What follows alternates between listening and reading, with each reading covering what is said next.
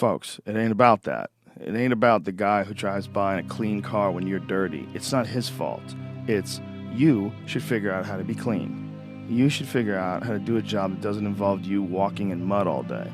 And that's possible because somebody else has done it. And it doesn't mean, I don't buy the idea that, you know, the society the way it is right now, it has to be this way. Someone's always going to have to work at Burger King. Someone's always going to have to. I don't buy that. I think people are pretty flexible.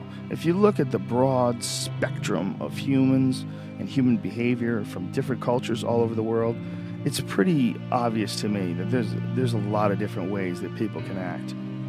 We don't have to have fast food workers. We don't have to have people who work jobs. We don't have to. We just need to figure out how to restructure society so everybody somehow or another plays a part, has something to contribute, has something to share. I mean, that's what a real society is supposed to be like. I give you some coconuts, you give me some fish. You know, we make a deal, and you do it back and forth and left and right. And when there's nothing to contribute, then you start looking, the president needs to give us jobs. We need jobs. So instead of something to contribute, you just find something to do with your time. And then it becomes about doing that more than it becomes about finding something to contribute. So society gets wrapped around becoming a part of a machine. Society, instead of becoming a bunch of individuals that are expressing themselves in unique ways, and everybody sort of borrows and shares and sells this and you sell that, and we all sort of figure out how we can contribute in a society, we got sidetracked and diverted into these boxes that they call companies and corporations, and we got stuck into these containers, they go cubicles or offices, and we got forced into this system. So our time, instead of it being invested in making pottery or fixing cars or doing something where you have a passion or you have some sort of a connection to, instead of that, you've sold your life to sit in a box and work for a machine, an uncaring machine that demands productivity. It doesn't understand you. It doesn't want to understand you. It has a bunch of very strict things in order to keep the humor at a minimum in the office, just in case one of you kids says some stupid sex jokes that gets them sued and they have to give somebody $1 million. So get it together, and this is your life now. No natural behavior. Everybody's wearing clothes they don't want to wear. Everybody's showing up and doing something they don't want to do. They have no connection to. That's the problem with our society. And then what's the reward for all this stuff? Go home, get a big TV. Go home, you're going to get a shiny belt buckle. You're going to get a nice purse. You're going to wear shoes that you couldn't afford last week. You're going to get that dream car. And every week we're chasing down this new object. And every week we're trying to fill this hole in this sad shadow of a life that we've been left with after work. That you work 8 to whatever the hours a day plus commuting, and then you're like this. And that's your life. That's your real life. All that other stuff is not your life anymore. All that other stuff is work. And most of us have committed to that. I know you've been there before, and I've been there before. And we understand that it's a trap because we got out of it. But for the people that are in it, a lot of times they don't even understand it's a trap. They just think it's a good job. They think they got dental. I'm doing really good. You know, I got my own parking spots, got my name on it. And you're just a piece of a heartless machine that makes money. Right, but don't you think you have to go through all that just to figure out what you want to do? Because no, I mean, I think I did, but I don't think you have to. Look, I did. But when I became a comedian when I was 21, I was 100% convinced that I was going to be a stand-up comedian for the rest of my life. Like, I didn't need to worry about what was next. I was like, this is what I'm doing. Like, I don't want to do anything else. Like, this is what I'm doing. Once I found it, I was good. All the jobs were just to feed myself while I was trying to make that work. But it's to get one and commit to it and have it become a part of your life becomes really problematic, because if you were a dirtbag like myself who drove limos and did construction and did all these, you know, so almost kind of temporary jobs that a lot of people drift in and out of, there's nothing expected of you. But if you get hired by a major corporation and become a big part of their program, like let's say you're also an animator and you get a gig. Like I have a friend who was an illustrator, and he was working for Nickelodeon, and he got fired, and he was panicking, and he was like, I don't know what to do. He's like, I gotta figure out another job. So he started making paintings and selling his paintings.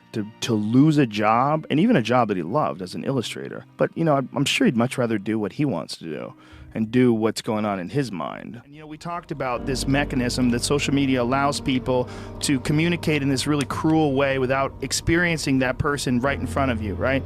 But I think one of the reasons why these people have this deep-seated anger and resentment is there's a bunch of people out there that have these lives that are deeply unsatisfying, because I think somehow or another, through momentum and just through just things falling into place the way they are, and people trying to fit their lives around the way these pieces have fallen into place, there are so many people that are working all day long doing something that is deeply unsatisfying and almost painful to them. Yeah, soul killing. Soul killing. They're stuck in traffic all day, and then they're stuck in a cubicle after that. They relish the time to take a in the bathroom and look at their phone. I mean, they literally do that. That's a highlight of someone's day.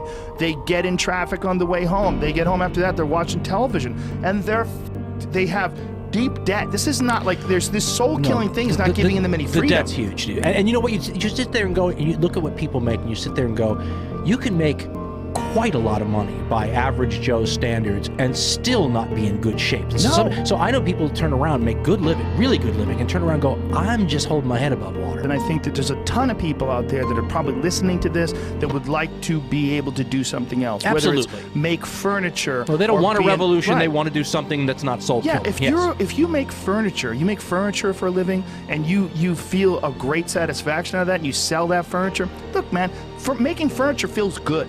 If you can do that, you could cut those corners perfectly and sand everything down nice and stain it, and then it's done, and you get to satisfy, and you sell it to someone, and that pays your bills. That is infinitely more satisfying than being stuck in some cubicle working for someone that you don't want to work for, having to have these stupid fucking office meetings, talking to people in human resources, sitting down with your supervisor where they evaluate your job performance, and you're not really, you really need to be enthusiastic about this company. This company is your future. This kind of you're like, kill me now. There's a lot of people out there that would way rather do something else, and I hope they understand that they can. Let's talk about that, because we're in that. We're in that subject because we've been talking about us and podcasting and new media and whatever. But really, and I rarely like to give advice, because you don't want to be responsible for people acting on it and having it not turn out well.